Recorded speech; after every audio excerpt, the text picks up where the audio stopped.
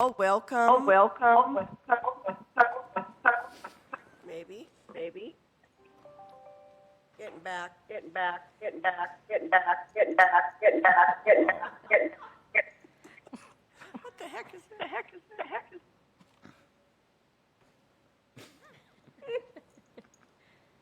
Your own hip hop. Is it muted up there? Yes. Okay. There we go. That'll work. Okay, that works. Thanks. Okay, welcome to our May 23rd, 2023 Office of Police Ombudsman Commission. And my name is Jenny Rose. I am Vice Chair this year. Our Commissioner Jasmine, who is our chair, is kind of got stuck in another meeting. So as soon as he gets here, he will take over. But welcome, everyone. We have 3 commissioners tonight. To my left is Commissioner Smith. And then we have Commissioner Navarrete. Then we have our Ombudsman, Bart Logue, and we have our Ombudsman Assistant, Vice Ombudsman. Deputy Ombudsman. What is it? Deputy Ombudsman. I'm sorry. Gosh, Deputy Ombudsman is Miss Luvi May Amana. And then we have our great do-it-all for the OPOC, and that's Christina Cody over here. So welcome. So the first thing we want to look at is the agenda. So I'm looking to my fellow commissioners to see if we need to make any changes to the agenda tonight. I'd like to make a motion that we approve the agenda for May 23rd. I second. Okay. All in favor, say aye. Aye. Aye.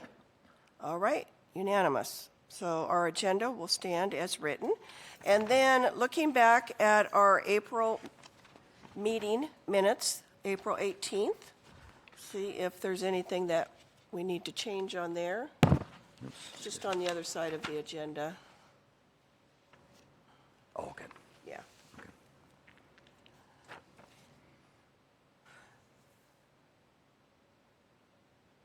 I didn't find any changes, but maybe you guys will.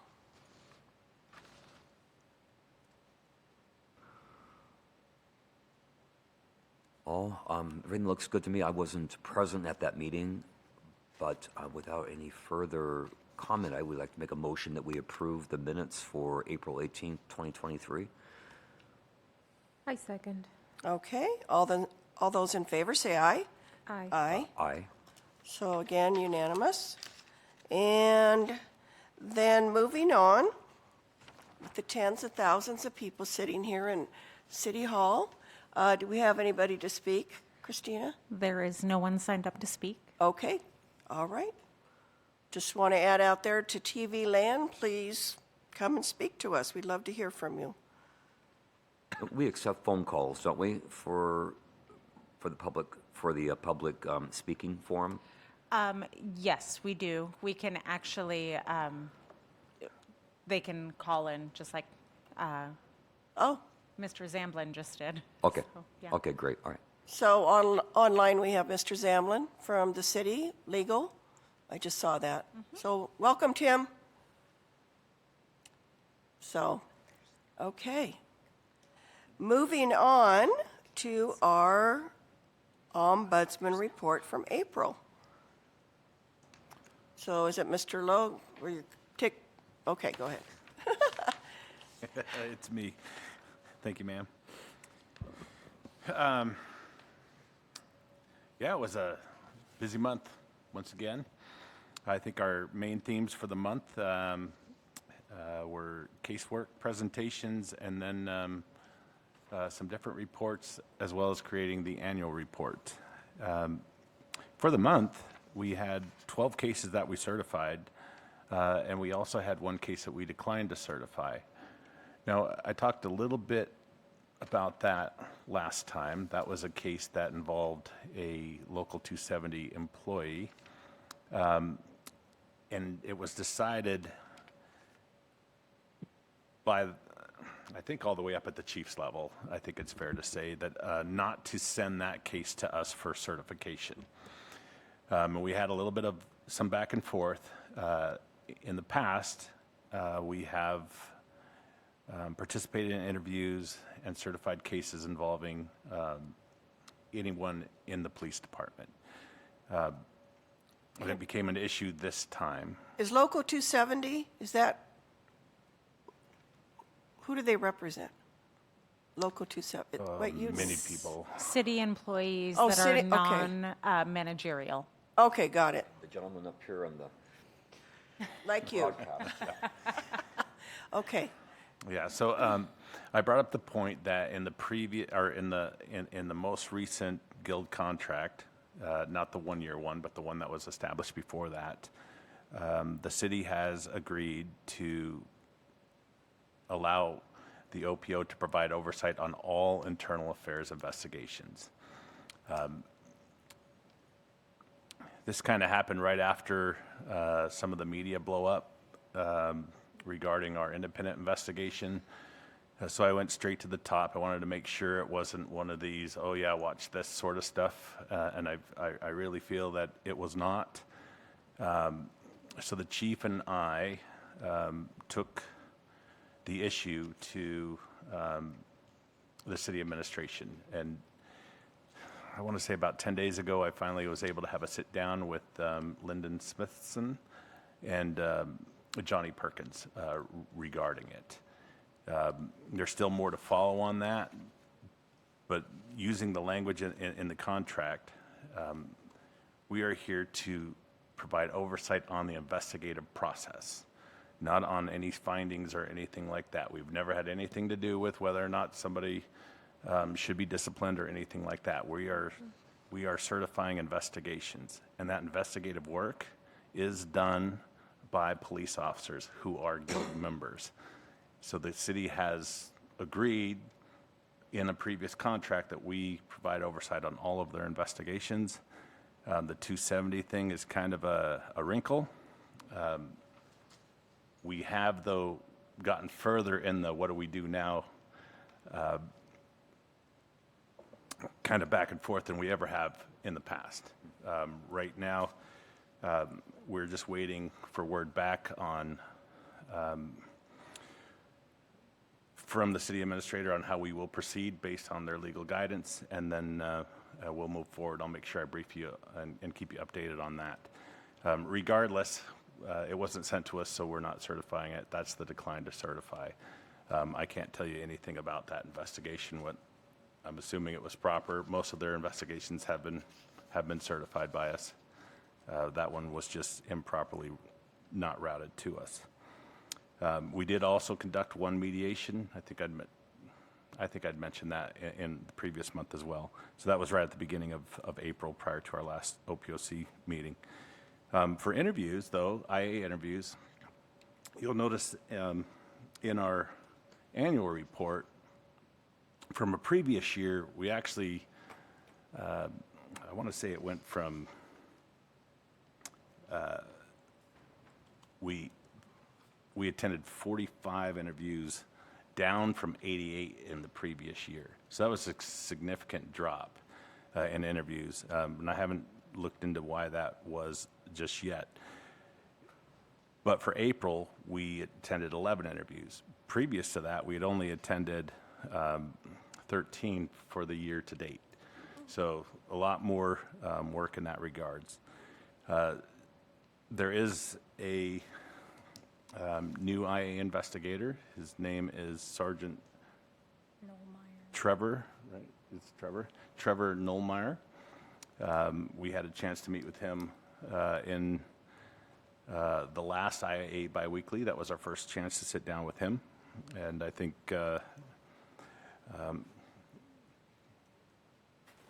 things will go just fine there. He's replacing Sergeant Russo, who has gone on to SVU, I believe. Contacts were down a bit from March at 129. If you look at the monthly report, though, we had the same amount of complaints. We generated the same amount of complaints as last April, too. It seemed higher in February and March, but 2 in April. We did have 8 referrals, though, for the month. As far as presentations go, I was on a podcast. I also, Louis May and I also went to Tacoma to brief Pierce County Council in regards to their oversight efforts. They have a couple of competing options that they're looking at, and I think the easiest way to say that would be to compare it to our ombudsman model as well as the sheriff's citizen advisory board model. So they're kind of looking at both of those. And Louis May's been on the phone with them a bunch of times. So we were able to go over there, and we had 3 substantial meetings as well as a presentation with Pierce County. Also had a chance to brief the public safety chapter of the United States Ombudsman Association this last month as well. Commissioner Smith came to work one day, and we took him up to attend an IA biweekly with us. That was a blast, and it was a really good idea to remind me to invite you anytime you'd like to come and be involved with what we're doing. You are welcome, and we will try to facilitate that as best as we can. Nick Davis departed. He's now a JD. He's a graduate of Gonzaga Law. So he was our intern that we said goodbye to. So he's done. Before he left, he helped me put together a kind of an investigative manual for how to conduct a peer review assessment. We're working on doing NACOL's very first peer review for New Orleans, Louisiana. So trying to create the format, the purpose, and how we would go about doing that, and what are the outcomes we'd be looking for that. He did a lot of work in that regard. So I was really happy to have him on board there. Another big news for NACOL, we had a special board meeting this last month to select conference topics, and ours was selected. We have a conference topic talking about our path to our first independent investigation that we'll give to the NACOL conference in Chicago in November. We had multiple meetings with City Council. I put together a document at the request of SCAR talking about the 13 principles for effective oversight. So that's a NACOL document that they put out, and I kind of went down the list of those 13 principles and said, kind of gave ourselves I didn't give a score, but how are we doing in those particular areas? So I have that document. If you're interested in that, I'm happy to share that with you. Actually, I will share that with you. And after that, we've also had a chance to meet with a couple of the candidates for elective office in Spokane, and we've been requested to have another meeting, which we'll do that again in a couple of days. There was a critical incident, an officer-involved shooting on May 10th. No one was injured in that shooting, and the Spokane Sheriff's Office will be the one that is conducting that investigation. And we did have a conversation regarding that, because I get a phone call at 4:40 a.m. They don't really know anything, but they're required to call me, but they don't know anything. So we're going to see if we can't streamline this a little bit and see if it can be more of a useful thing instead of a checkbox thing. We're looking for the purpose there. There was a lot of news recently in regards to a use of force in the city of Spokane, and I just want to inform you that we have received complaints in the matter, and we have filed that. So more to follow on that. After investigation, we'll probably do a closing report in regards to that, because there seems to be a lot of interest. Subject to your questions, that's our month.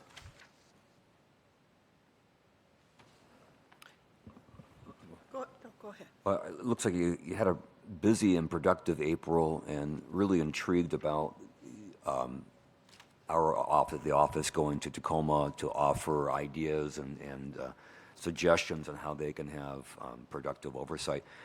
What have they had up to this point? Anything at all, or? Nothing. So what triggered all of a sudden Tacoma to want to have oversight? An incident or? Well, I think there was an incident specifically in Pierce County involving their sheriff, which brought some of it to light, but that's kind of been adjudicated through the court process.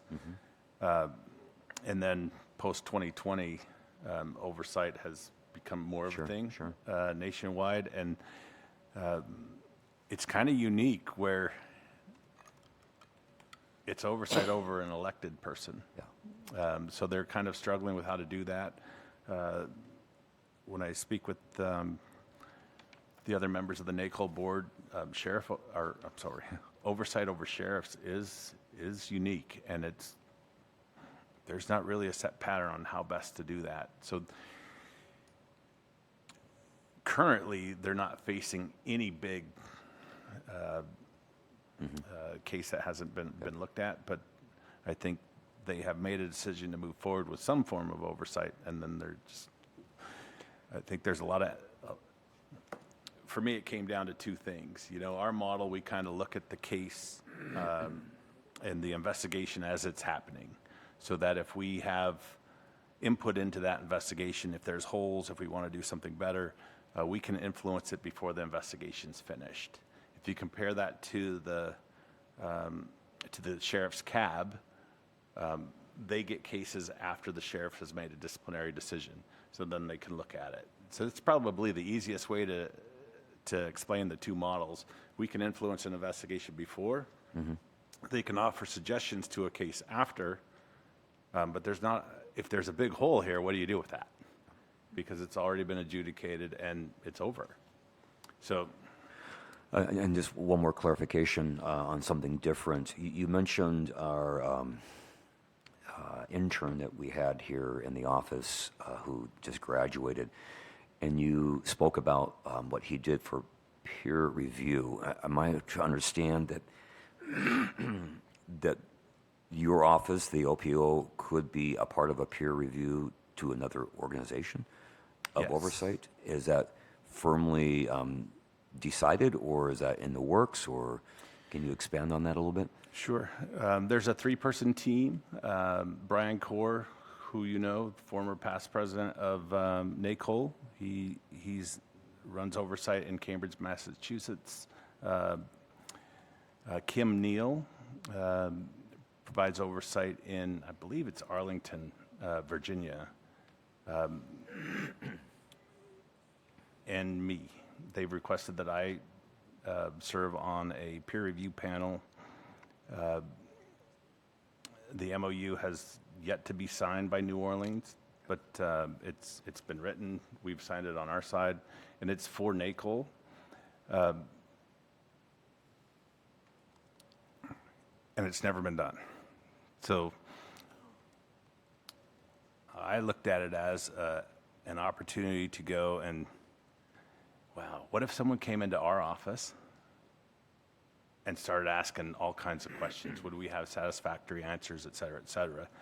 And it's going to provide a pretty good global look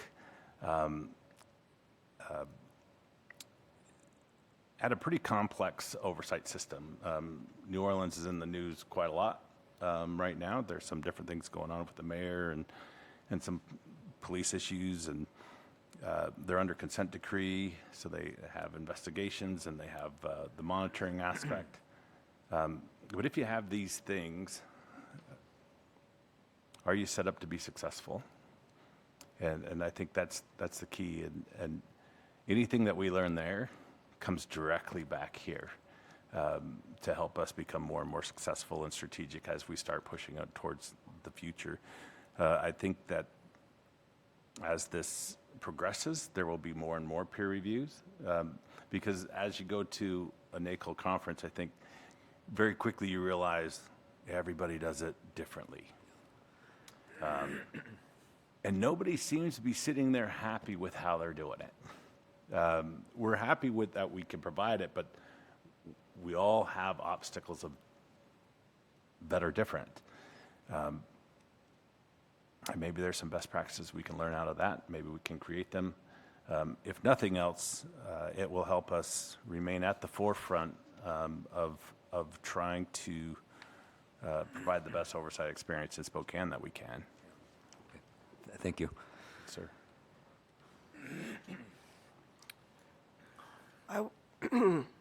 Mr. Logue, I was going to ask you about the two candidates running for office. Did they contact you Yes. and ask to meet with you? And what was their goal in meeting with you, if I may ask? Sure. I don't seek out candidates, so if anybody wants to come and talk to our office, that it has to be initiated by them. And their goal, I think, especially recently, there was a lot of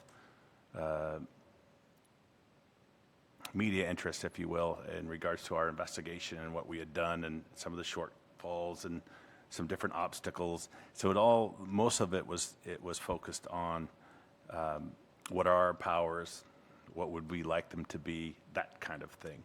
So they want to be able to speak precisely on what we can do. And there's not a real clear knowledge of what we can and cannot do. We can do independent investigations. But to get to an independent investigation, there was a lot of steps that had to take place before that. Someone can't just come into our office and say, hey, we had this thing happen in Spokane that's got a lot of media interest right now, just a few days ago. Can you independently investigate that? We have no path to that in our contract. So kind of explaining how that works and how it has to start with internal affairs and move through there. Talking about that 2 years ago, we didn't have the ability to report. There are still some limitations in our reporting, and we list out all those restrictions up front. Which kind of leads into kind of what we would like to do. And then I always take it straight back to the city charter, which I kind of laid out in our annual report, which I'll mention in a little bit. So it's just kind of bare bones. It gets real complicated pretty fast when we talk about our path to an independent investigation. You know, once you start saying, well, we certify it, and then if it doesn't work, we send it back, the eyes start to roll. So it comes down to we are progressing. We're much further ahead than we were 4 years ago. And if we could do anything better, I talk about that I would have preferred to have done a look at the protest response after George Floyd, and I'd like the ability to say what I think about things in our reports. Those are probably our two big highlights that I try to leave them with. So, Commissioner Jasmine, welcome. Thank you. So, as you could probably guess, we just finished number 2 under items. Yeah, So I will let you take it over. appreciate you taking over, Thank you. starting the meeting for me. That's what a team's all about, right? That's right. And thank you for bearing with me, everybody. And yeah, let's move on to the OPO annual report. I'll get us started. Good evening, Commissioners. So you have a copy of our report, but I wanted to just highlight some of the things that happened throughout the year. As far as the highlights of activities, we saw an increase in 15% of citizen contacts. We did see a decrease of 16% in OPO-generated complaints, but overall, complaints were up 10 from the public compared to 2021. So that means IA received more of the complaints from the public. There was also a significant increase in special cases reviewed. So those are accidents, collisions, pursuits, uses of force, and also a significant increase in meetings with SPD.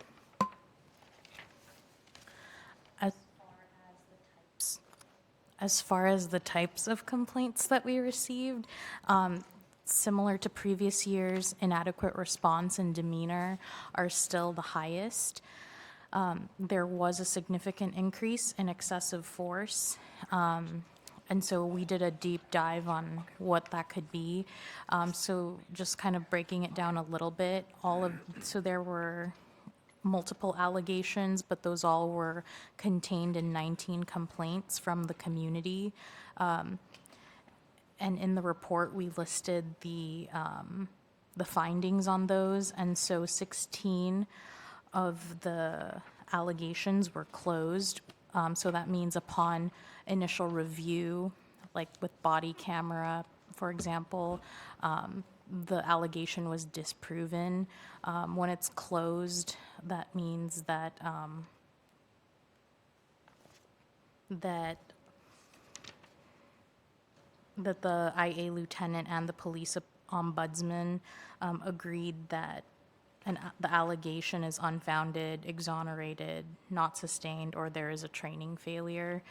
Looking at the cases individually, I would say that so what is a reportable use of force? Either when an individual has an interaction with a police officer, there's visible injury, or the person complains of injury, or the general categories that we have. There are more specific ones listed in the policy, but that's generally the guideline.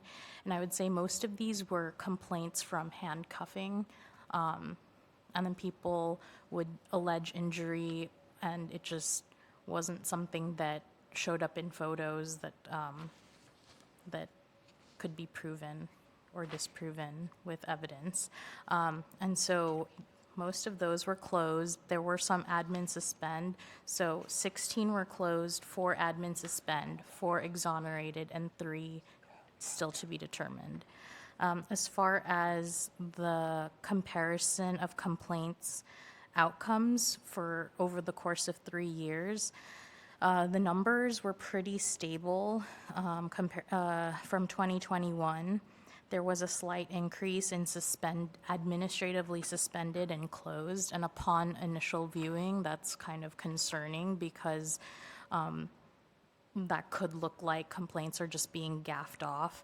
And so in the report, we did an analysis on what's happening to these complaints specifically, and you'll see that for the closed complaints, 18 of the 56 allegations, those were disproven upon initial review. So when the investigator gets the case, they'll gather all the information, review it, and if they can show that the allegation didn't happen, then that's what's closed under initial review.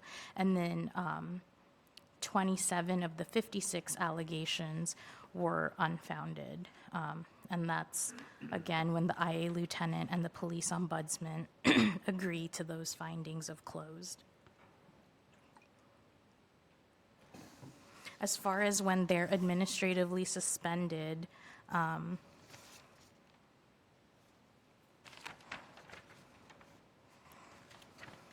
most of those allegations, so there were 34 total allegations, and 17 of those were a minor allegation that went back to the officer supervisor for informal follow-up. So while that's not discipline, I think the goal here is to improve the police service that they provide. So I think that still allows the officer to get feedback from the incident when it doesn't rise to the level of a policy violation. And then 8 out of the 34 were complaints pending criminal investigation. So when it's an ongoing criminal investigation, they pause any investigation until the end. So that was 8 of the 34, and then the other 9 administratively suspended allegations were because the complainant refused to cooperate, they were unavailable when further contact was necessary to proceed, or all reasonable investigative leads were exhausted. So for the most of them, the supervisor was able to follow up with the officer for informal training. And then jumping to our recommendations, so we had 13 recommendations last year. Most of them came through from the independent investigation. There was another report that we did earlier in the year that was a kick to the groin of a handcuffed subject. And so in our report this year, we kind of broke it down a little bit differently based on what was accepted, partially implemented, not accepted by the police chief. And just generally the categories that, or so for the responses, 8 were implemented, 3 are still in progress, 1 was partially implemented, and 1 was not implemented. The general categories that we made recommendations in were improvements to the IA investigation process, the use of force review process, including documenting the subject matter experts' analysis, disputed facts, intent and use of force tactics, and striking handcuffed subjects should be prohibited. We made recommendations to release of body-worn camera procedure, public records requests, release procedure, and then we made recommendation to the city in general on a universal policy and disclosure agreement. And then we also recommended removing exceptional techniques, which is an ongoing recommendation from previous years that I think will continue to future. So I will turn it over to Bart for general themes for the year.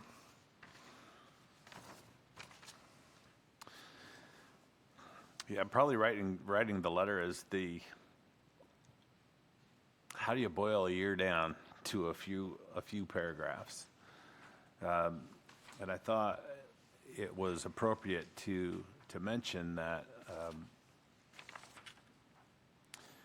this year, last year, unlike any previous years, we actually had two police officers that were shot in officer-involved incidents.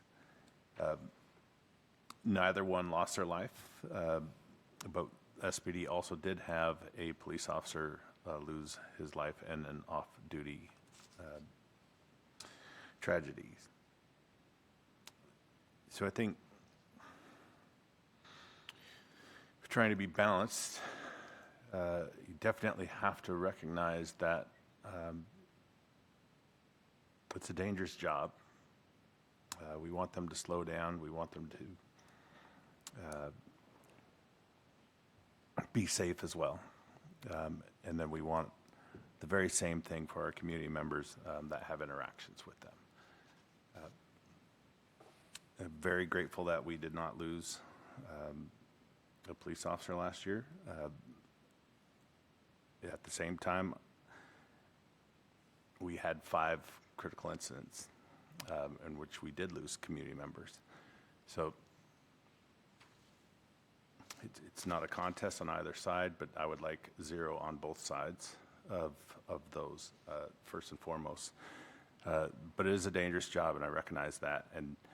And when I'm being critical of these things, I'm being critical of it from inside of my office, in the comfort of my chair, not in a very dangerous situation. We want to provide helpful recommendations, which I think is something that our office has been doing pretty well. In fact, since 2020, we've written 13 closing reports, which within it, we've given 53 recommendations to the police department. And since 2020, Chief Meidel has implemented 87% of those. So 46 out of 53 recommendations that we've given to them have been accepted by the police department, which is a remarkably high number, especially if you talk to other jurisdictions. We want to be helpful, but we don't want to just make recommendations that have no chance, other than I will continue to chisel away at the exceptional techniques. I told the chief when I saw his response this time, well, it's coming back. I'm just not a fan of exceptional techniques. But when it comes towards fulfilling our mandates under the city charter, that's on page 4 of the annual report. It's the first list.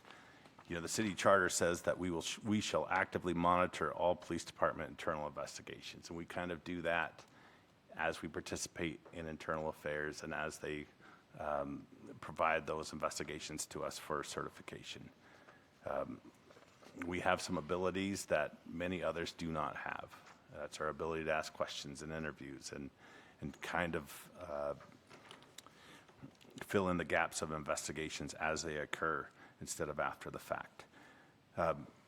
We're supposed to independently investigate any matter necessary to fulfill our duties under Section 129A. First time we've ever done that, finally, last year. And it wasn't a small investigation, it was a complex investigation. You know, it's a one in which we requested to interview 46 witnesses. We did conduct 31 witness interviews. We reviewed 4,723 responsive documents to look into the details of what occurred.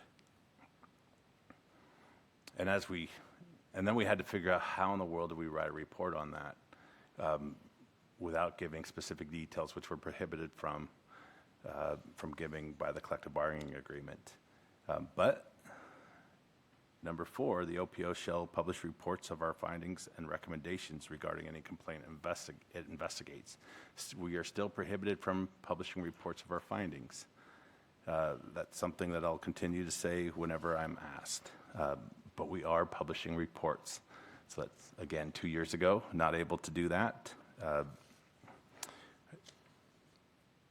think we've done a pretty decent job with our reporting. One thing that I think that became very clear to us, and I didn't really talk about it in this letter so much, but as we took on that investigative task, the capacity of our office was stretched beyond its limits. And there's only so much you can do with 3 people. And if we're going to take on a big thing, some of these other things kind of slid, which is why you have less closing reports. We have a plan, though, to get after it this summer, and you'll see some closing reports on individual complaints coming out here in our next meetings. So as you know, we followed the steps to get to that independent investigation last year. In order to get to an independent investigation, it has to go through that internal affairs process. Internal Affairs has every chance to investigate it. They sent it to us 3 times for certification. Each time we sent it back and requested further investigation. Once we finally get to that impasse with the Internal Affairs lieutenant, where he says, I'm not going to do any more, that's when we take it to the next step, and that's up to the chief, where we appeal one more time for these are the reasons why we think that there should be further investigation in this matter. As we learned, there was a little bit of back and forth inside of the police department, which shouldn't really be that big of a surprise. So the chief kind of dug in and said, no, I think we've investigated as far as we're going to. It has to get past the first decline to go further by the IA lieutenant. It has to go to the chief, who also has to decline to go further before it can come to the OPOC, this body, for that request to make it official. So we did that last year. It was our second time bringing a case to the OPOC. The difference between this one and the last time, there was a collective bargaining agreement in the middle. So previously, you had to direct IA to go back and conduct the investigation. So it still went back to them before it could go to an independent investigation under the old system. But now, we eliminated that step, and when we brought it to the OPOC, when you agreed with us that it needed further investigation, you were able to assign that directly to us. You also have the ability to assign it to an independent investigator that's not us. We don't have any pot of money set aside to do anything like that. So that's a limitation that we realized right off the bat. we probably would have wanted to do this one as our office anyway, simply because it was our very first one and we wanted to show that we have that capability. That's a big thing. That's a big year to be able to conduct that investigation, write that report, get it published. The mayor, in one of the press briefings, directed the chief to implement all of the recommendations set forth in that report. So I thought it was just a really, really good year. When it comes to looking forward, and I think if you look back in some of our reports, you'll see these same four things kind of talked about year after year. The first one is, to be effective, we've got to be independent. And we've got to have clearly defined an adequate jurisdiction. We've got to have proper funding. And then we have to have the ability to publish reports. So independence, there's really three types of that. And we look at it structural, political, and operational. Kind of structural, how are we set up? I think structurally, the only way that we're not independent is that the city administration and the city council have a lot of authority over our budget. There are a lot of jurisdictions, maybe not a lot, there are a growing number of jurisdictions that have their budgets tied as a percentage point. It's usually, I've seen it from 0.65 to as far as 3% of the overall policing budget for that jurisdiction. So that as the police budget grows, the oversight budget grows. If the police budget shrinks, the oversight budget shrinks. It's not part of their budget, but it's kind of tied to it. So then there's no interference in the budgetary process. We've been pretty good last year. I don't want to steal your thunder, so I'll leave that for your brief. But our budget was restored to pre-pandemic levels, so that was very beneficial. But when it comes to operational independence, can we do the things that we feel that we're supposed to do? And I think the best example is that post-George Floyd protest response. We tried, and we failed. And it wasn't because we didn't want to. We failed because of the collective bargaining process and the grievance procedure that followed out of that. It's the system that we have to work in, but it compresses your independence when outside entities can interfere with the work that should be required in the oversight function. Political independence outside of budget control and the collective bargaining process, I think that we actually took some steps forward this time around when we were invited to go inside of the collective bargaining meetings between the city and the police guild. That's something that we hadn't had before. Are we there yet? No, probably not. Are we a whole lot better off than we were even 2 years ago? I think so. I think politically, it's fair to say that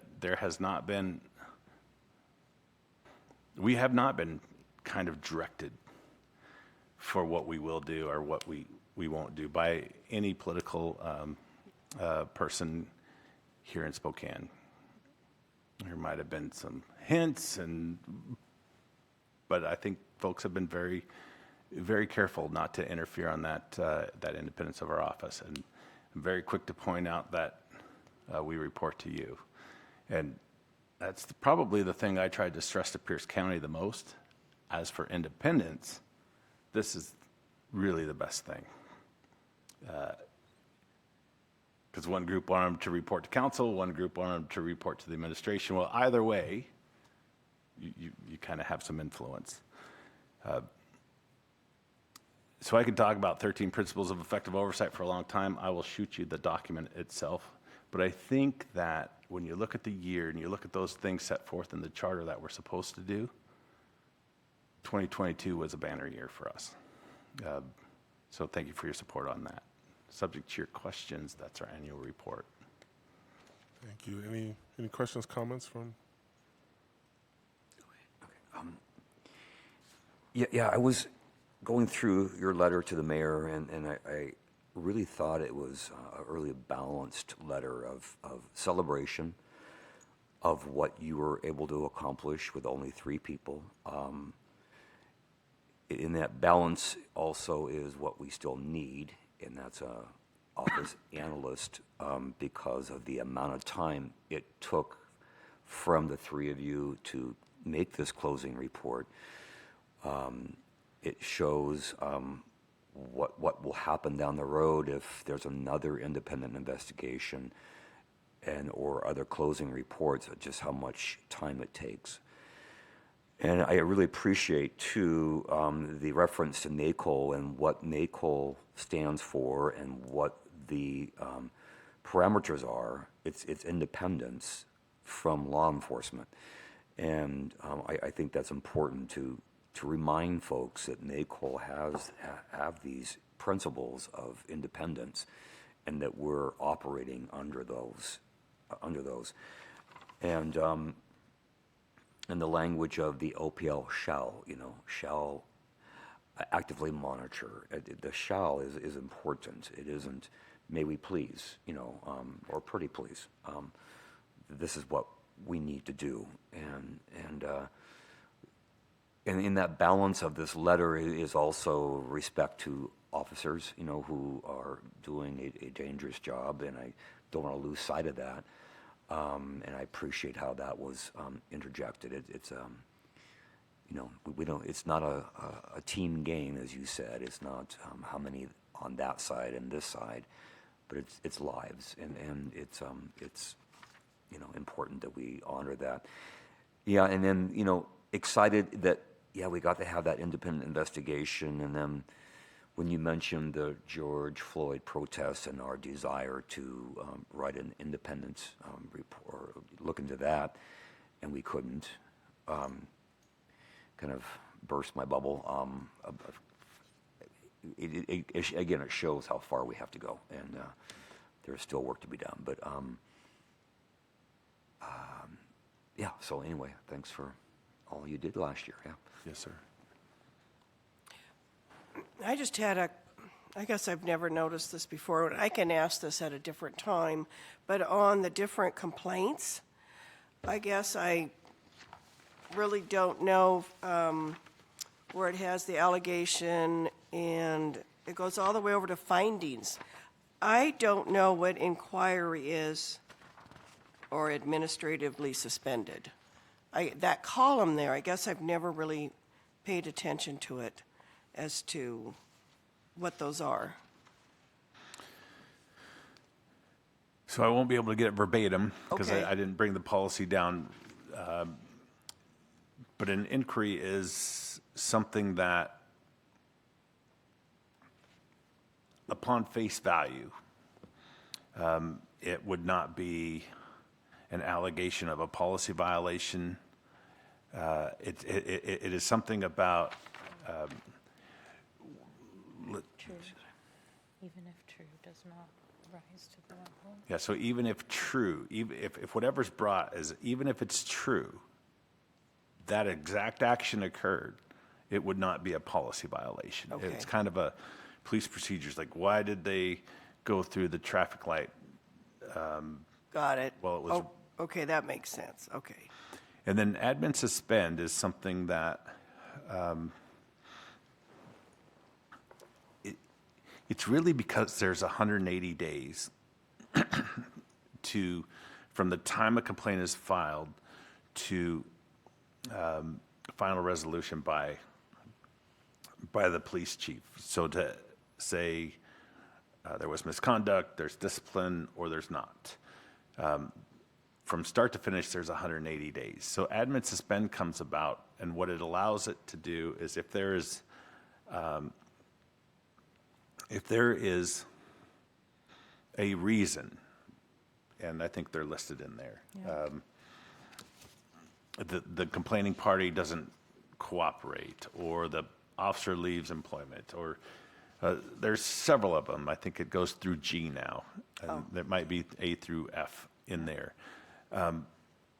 That we can admin suspend that complaint, and it stops that clock until we can get to a resolution on that reason that it was suspended.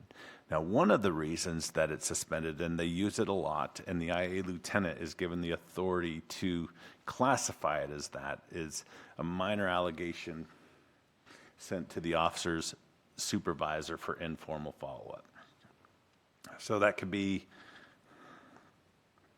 well, in the policy, it's just like demeanor, small demeanor, driving, those sorts of things. A body camera violation, for instance, if they haven't had a previous one in the past. That's something that they can admin suspend F. We recognize that it happened, but we can send it to the supervisor for that counseling and mentoring, et cetera, to try to bring about that different behavior.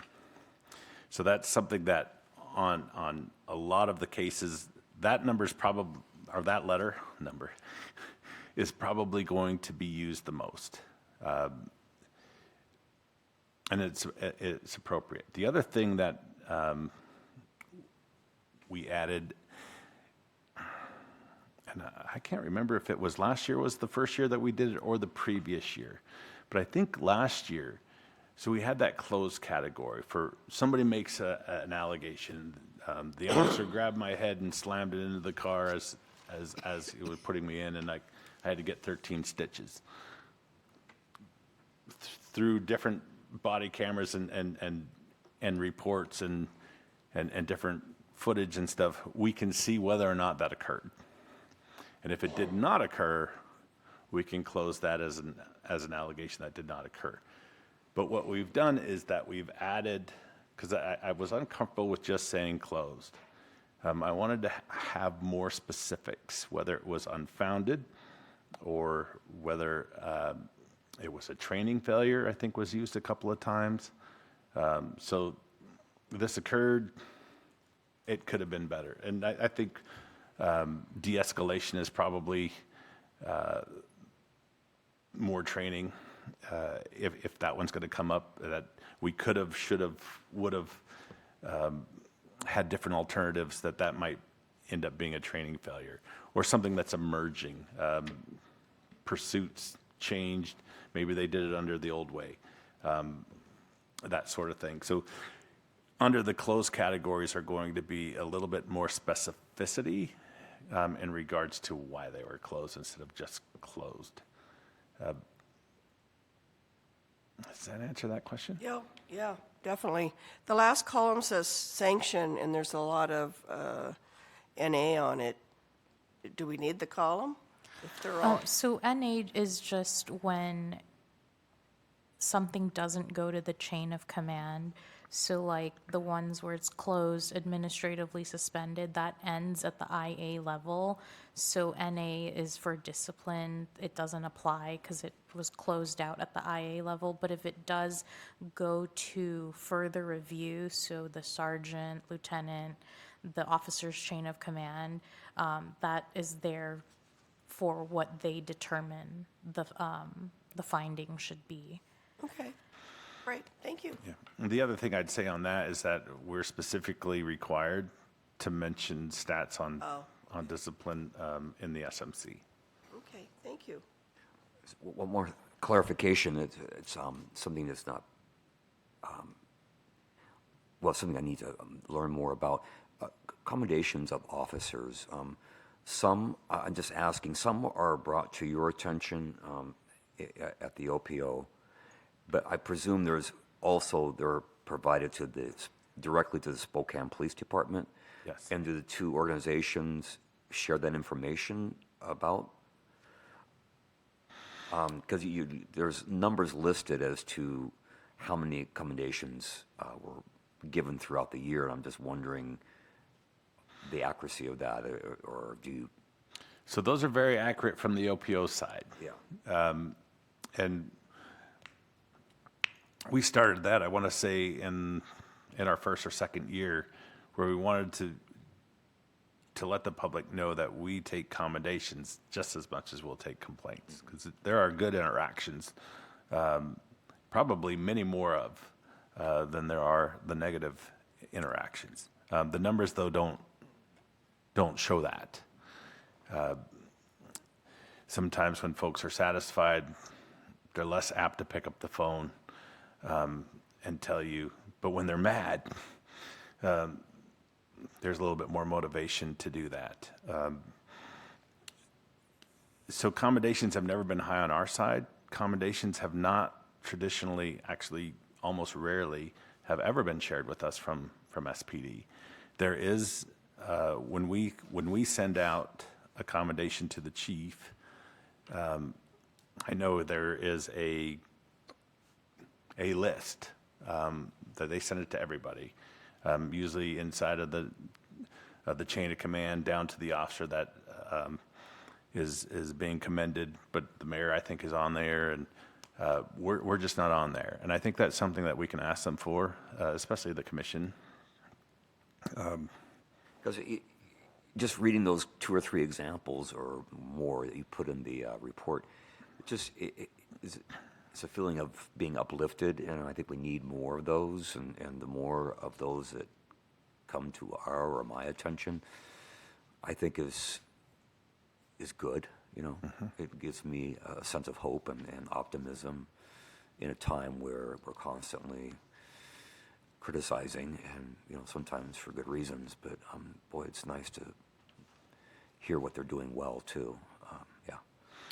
Yeah, there is an annual award ceremony that they do, and it's usually February-ish.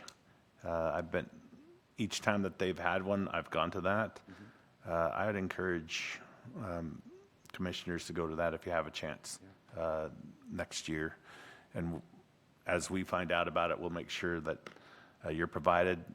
It's a day that is unlike any of my other days, where almost always we're hearing about the things that people are concerned about. It's a day where you're not hearing any of those stories. You're just hearing the good stories, and you're absolutely right. It's needed to stay balanced. Any other questions, thoughts? Well, great job. And a lot of this is reflected in the OPOC report as well, which I will go over right now, and I'll just kind of briefly go over some of the highlights here. One of the biggest being that, did I? No, you're good. Am I? Okay. One of the biggest being that we conducted our first independent investigation, and it started in June, and we the OPO accepted we accepted the OPO's recommendations in our closing report in December 2022. So really proud of our OPO, given the constraints and the hardships faced during this investigation, and that is something that we noted in our letter to Mayor Woodward, City Council, and other officials, just highlighting that we do need that true independence and the ability. So one of the biggest hurdles was, as many of you know, the interviews, and being able to get the proper information and interviews that we needed to really get all the components for the investigation. So so that is one piece that we're really looking at. We did approve 13 recommendations, and like I said before, it was added to the closing report. Now, due to the collective bargaining agreement, and like Mr. Logue mentioned, we have to send our report to the Police Guild to review, which definitely in my opinion, infringes on true independence. So we highlight that in our letter. And the other thing that I thought was really big was all of the training we did this past year, going to the NACO annual conference, and I know we continued our training up until this year of 2023, but it really just shows just we are really looking to build all the tools that we can to be the most effective oversight that we can be. And, you know, it's great to have such a great OPO that's very competent, very good at what they do. Each member really good at what they do. So kind of looking forward to 2023. We're obviously going to push for true independence, which is what folks voted on. And we'll also revive our pursuit on proper OPO workspace so that it gives true confidentiality for folks who need to come in and make a report or complaint. And let's see, what else can I highlight here? The other one is just especially going through the investigation, having an intern. I think it was pretty glaring that we would like to be able to, well, number one, you are overworked. You're doing a lot of work that needs, and I think we all can agree, more hands. And not to say that you haven't done exceptional work, you have, given the constraints. But I think one of the things that we'll really push on is to have a staffer that can assist with research, analysis, and reports. And as our city grows, as our police force grows, that's the next step in making sure that we're able to have that in place. So those are the things that were highlighted in the letter, and I can go over just kind of the other components, but before I do that, anybody wanted to comment on anything I may have missed or anything in the letter that... Yeah, go ahead, Mr. Smith. Oh, just the retreat, I think, Yeah. it was another powerful thing that the OPLC, we commissioners, invested time, and it's not always easy to do that. And so I think we give ourselves kudos for doing 2 sessions. Yeah. So, yeah. Yeah. Well, I don't see Mr. Logue. I think we missed it. We didn't put you being voted on to nickel in here. I think we did, sir. We did? Okay. It might be at the back. In the evaluation. Oh, yeah, okay. So we'll get to that one. Okay. All right. So as far as the summary of OPO-C actions and developments, we were coming out of pandemic still, so I know our engagement, especially with community, wasn't at like where it's at right now, but we still had some good progress. Want to highlight Jenny Rose. You gave a testimony in regards to following the death of George Floyd, and let's see, what else can I highlight here?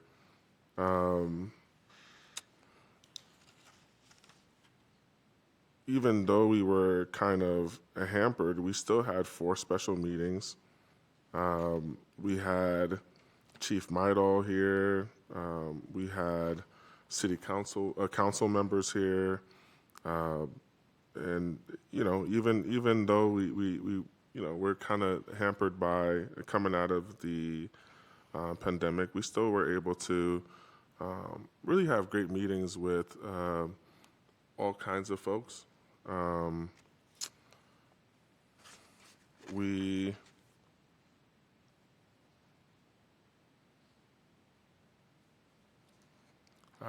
going back to the community engagement piece, we attended the Unity in Community. Commissioner Smith and I, we traded that, and that was a great time to really interact with the community. And we had the Know Your Rights pamphlets that were a big hit. And we also participated in SPD's Faith in Blue event. And, we continue to really take part in a lot of virtual community meetings and groups. So, good job, us, for doing that. As far as training goes, like Commissioner Smith said, we spent some time together. We went to Fort Worth, Texas together, and that was great just to be able to see all the different independent oversight groups from across the nation. And although I will say, I think it was like the first day when we saw the report, I was a little sad to see Spokane's name Yeah. just plastered up several times. That really showed me that, we do have some work to do here in our city. But Mr. Logue was voted on to the board, right? You're on the NACO board now. Yes, sir. Yeah, so, and it wasn't even close as far as those first place votes. As you remember, Mr. Logue was a little nervous. He was unsure, but we're really proud of you. And again, it just goes to show how, again, we went to Fort Worth, Texas, and even there, folks see the work that not only you do, but I think you're definitely a reflection of Louis May and Christina, the work that you two do as well. So, it was a proud moment for me, and I'm sure for all of the other commissioners as well. As far as recommendations, we made 13 recommendations to the SPD in 2022. And let's see if there's anything else to highlight. I'll jump to the evaluation on page 11 here. Look, I think we as commissioners, we really recognize your efforts, the hard work that you do, the fact that you're really focused on objective in a very subjective world, and the fact that you are able to really talk to folks on all sides of the spectrum, and that's huge. And I think because of that, that is why we saw the funds go back to pre-pandemic levels. That, in my opinion, would not happen if we had a very biased OPO. So kudos for that. I did not know you reviewed over 4,000 documents. Crazy. That is unreal.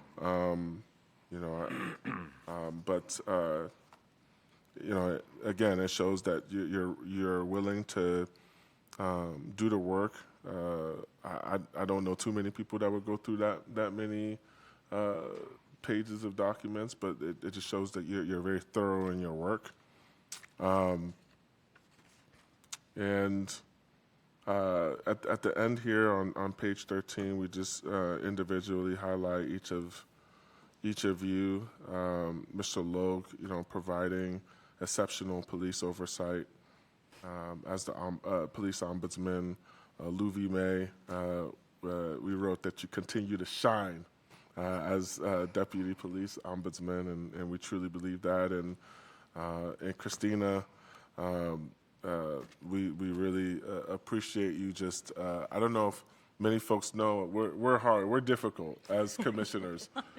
Trying to get us on the same page, trying to, and I know I've been exceptionally hard, just trying to get me to sign stuff, and but you find a way. You find a way to be able to catch us, get materials to us in ways that that work for us, and we appreciate the flexibility and working with us all busy people here.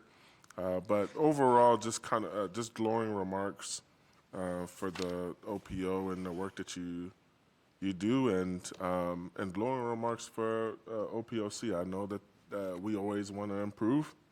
I know there's things that we want to do, but making sure, like the fact that we have committed to the trainings, it just shows that like we're here for the right reasons, and we're here to be the best that we can be for our city. So I'll stop there, and if there's any additions from any of the commissioners.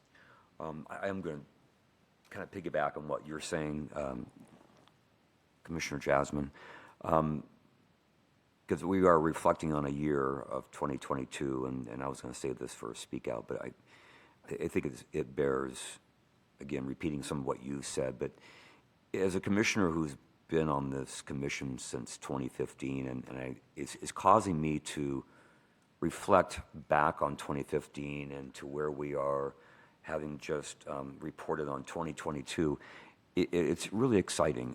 It really is exciting to see how this Spokane OPO is branching out. You're becoming recognized by other entities. And that is because of professionalism, working together, and then people start seeking you out. And you have positions on boards, the peer reviews starting to bubble up, Tacoma asking for help. I know I'm missing probably some other things, but to where we were back in 2015 and where we are today, what you're doing is garnering respect, and respect within the city of Spokane, and City Hall. It can be nasty.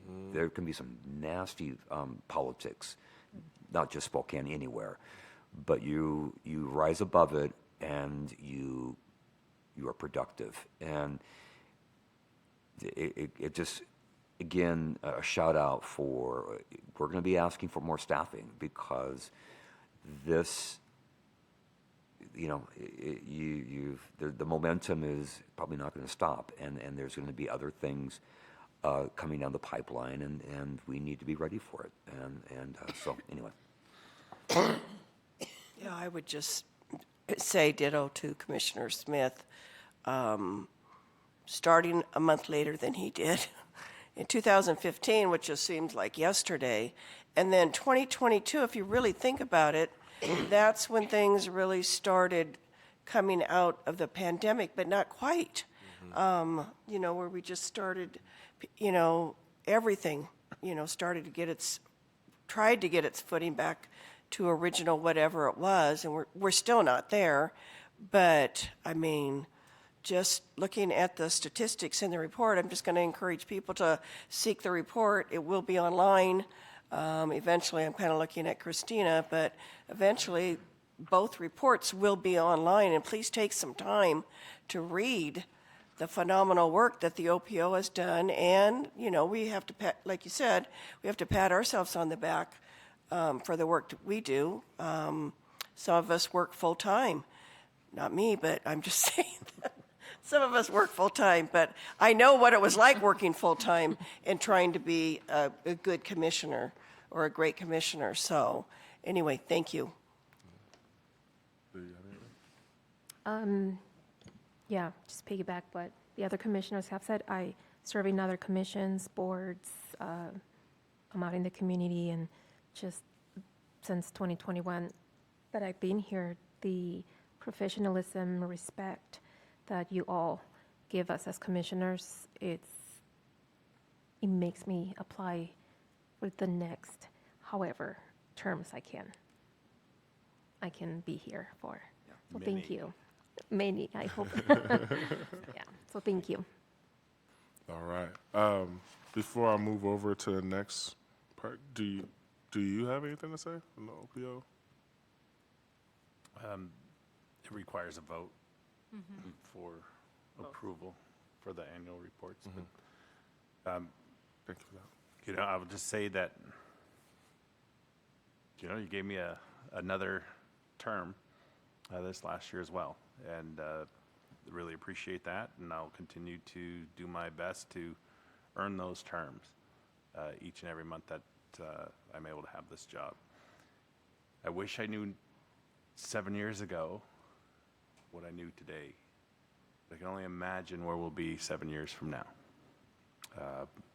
You have a dedicated team in the OPO, and we're not going to stop. What was that face, Lou? 7 years is a long time. She doesn't get to ever leave. No. Okay. Anything else? I would like to add, and Bart mentioned it when we spoke with Pierce County, something that he mentioned is one of the best features of our system here is that the commission provides that independence that a lot of other oversight entities don't have, like reporting to the entity that you are providing oversight of. You know, there's an inherent conflict there, and that's something we got right here. And I think that we're lucky that with our commissioners that we all have a similar goal of better policing, safer community. And so, you know, since we're reflecting on the year, I wanted to thank you all for your support for what we're trying to do here. Appreciate that. Christine, you got anything? I'm good. All right. Thank you. Okay. Can I get a motion to approve the, oh my goodness, OPOC annual report? You want to start with the OPOC or the OPO? Oh, we have to approve both. So yeah, why don't we go? Well, let's start with the OPO. I make a motion to approve the OPO report for 2022. I'll second. All right. All those in favor, say aye. Aye. Aye. Aye.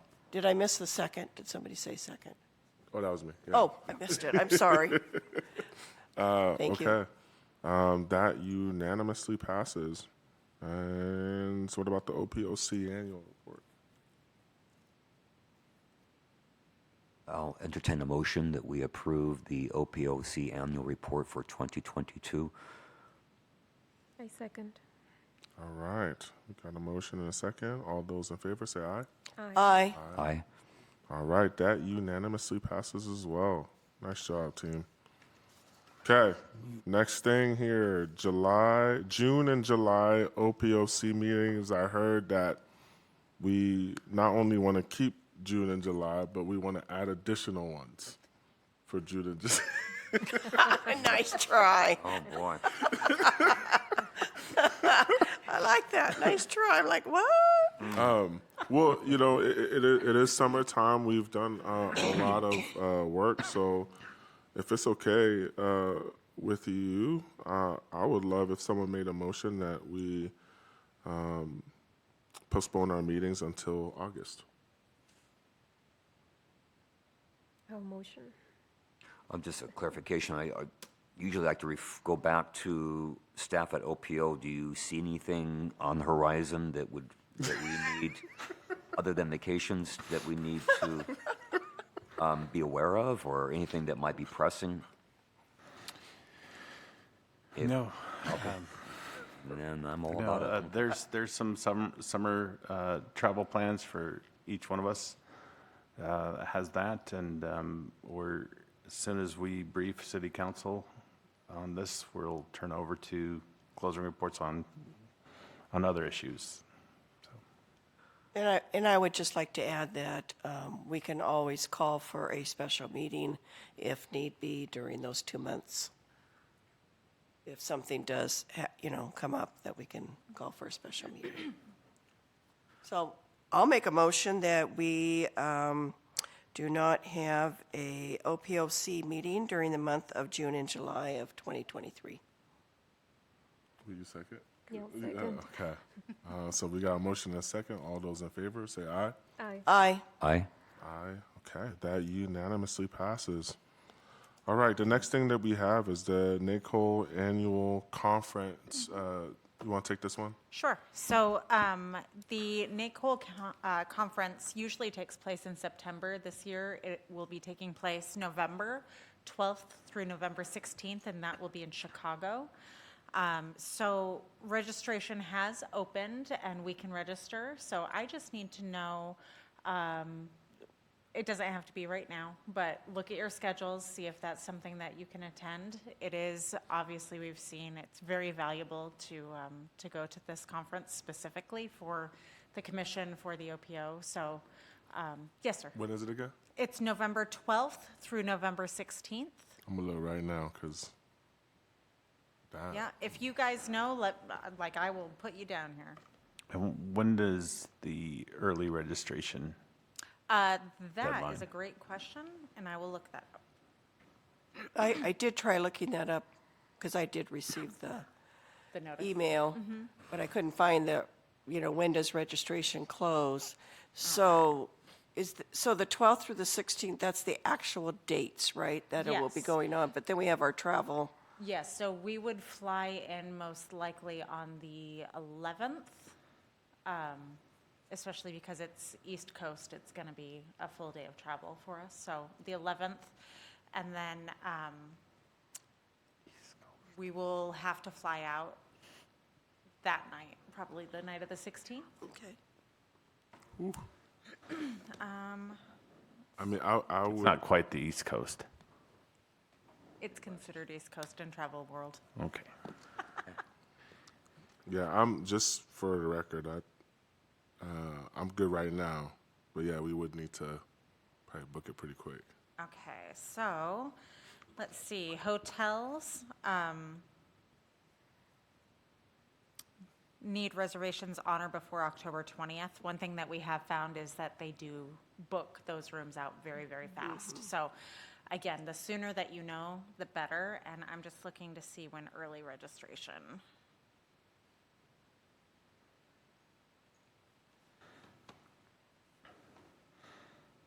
And I think I mentioned that we had our winter board meeting at that hotel.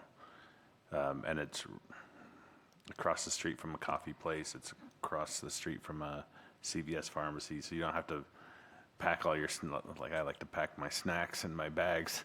You can just get them when you're there. It's right next to Michigan Avenue for the shopping. There's a Giordano's pizza place right there. I think they did a good job with their selection this year. But with There's the amount of people coming to Chicago, I would get your name put on, even if we had to cancel it later. Yeah. I'd prefer to reserve it. There's no notice on there besides the October 20th, and that's for the hotel. So, Mr. Board Member, if you would let me know when Next early week, registration. 10 days? I don't know. All right. And that's all that I have on that. I have one conflict, but I will look into it and I'll let you know as soon as possible. Perfect. Looks like we can register already. Yes, yep, registration's open. I just need to know, as firm a commitment as possible. Yes, for me. Okay. Same, yes for me. All right. pressure's on. I was gonna Commissioner say. Rose. So you're good, Commissioner Jasmine? I Yeah? am, yeah. Okay, and then just, I should know within a week or two at the most. Okay. perfect. Thank you. Okay, well, we have come to the point of Commissioner Speak Out. Commissioners want to say anything on your mind? I would just, I've been thinking about this quite a bit. I would just like, if, and I've gone online and looked, and maybe, Christina, you have better connections. I feel like I'm not, I can't find things like meetings to attend, or and maybe they're not up yet. Maybe we're, but I really, in training, and I noticed there was one training last in the annual report for OPO. There was a training, the Jason Redmond training. I don't remember ever hearing about that, or is that an option for us to attend? Not that it's important now because it's in the past, but anything like that I would be interested in. Sure, And I, so, and I remember we used to go to the academy for training and citizens. Do they even have that anymore? They don't have that anymore, okay. not right now. But anything that they have, I would really like to be part of. I just feel like I just need to brush up on some things. Well, they actually do. We just attended their first day of their spring in-service training.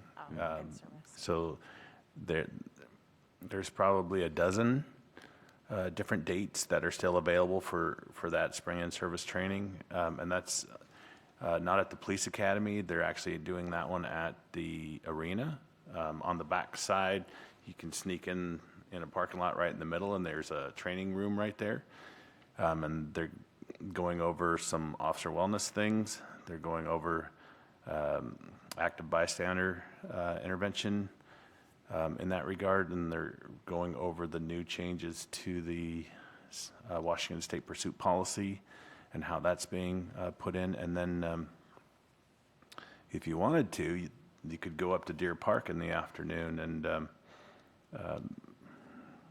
there's doing a emergency vehicle operations refresher. It's like this from the passenger seat as they go through all these cones and things. It's something. So is that something like that I just need to reach out to? Lieutenant Reese. Reese, yes. But it's for, I want to say there's at least a dozen different days, and they're, I think, Wednesdays and Fridays for the most part, if you have one of those days.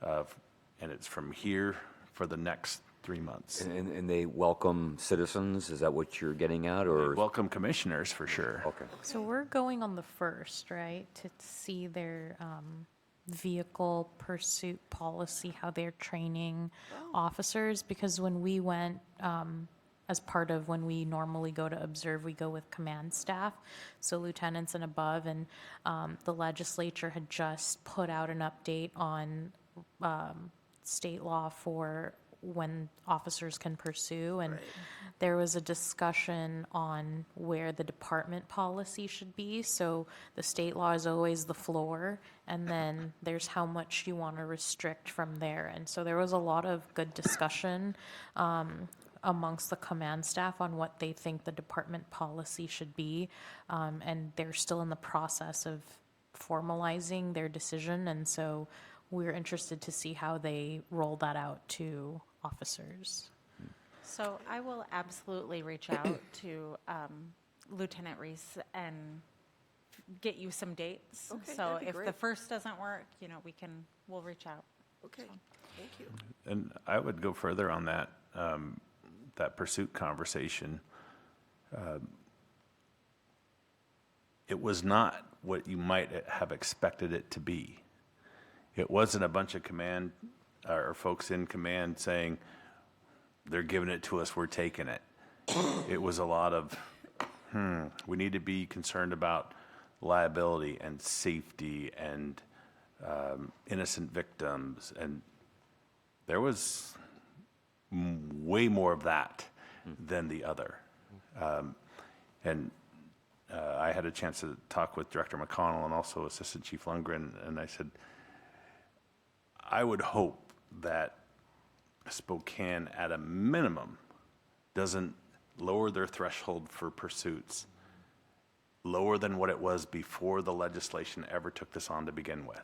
Right. Because prior to them restricting pursuits, we already had a very restrictive pursuit policy in Spokane, and we did it for safety and liability and not wanting to injure or hurt innocent people. Because what's the government interest in that pursuit? If it's a property crime, do we want to endanger people around? You know, there's a lot of things that we think about, and I would say the vast majority of them we're focused on. Let's think about safety and the government interest first.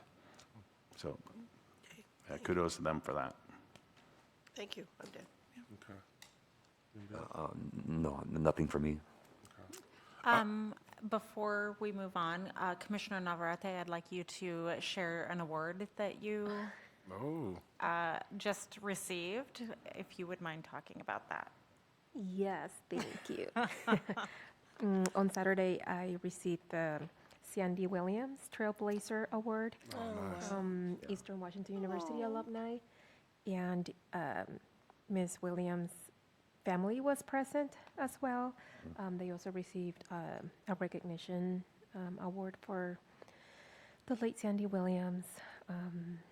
It was pretty nice to be recognized for the work that I've done so far in the community, in my continued work as well, but it was more honorable to receive it in the name of Sandy because Congratulations. of, thank you, the work that you're the first we one shared. to receive it, aren't you? The first one, yeah. Very first Wow, person. congratulations. Thank you. Wow. Yeah, well done. you. Good. Top class.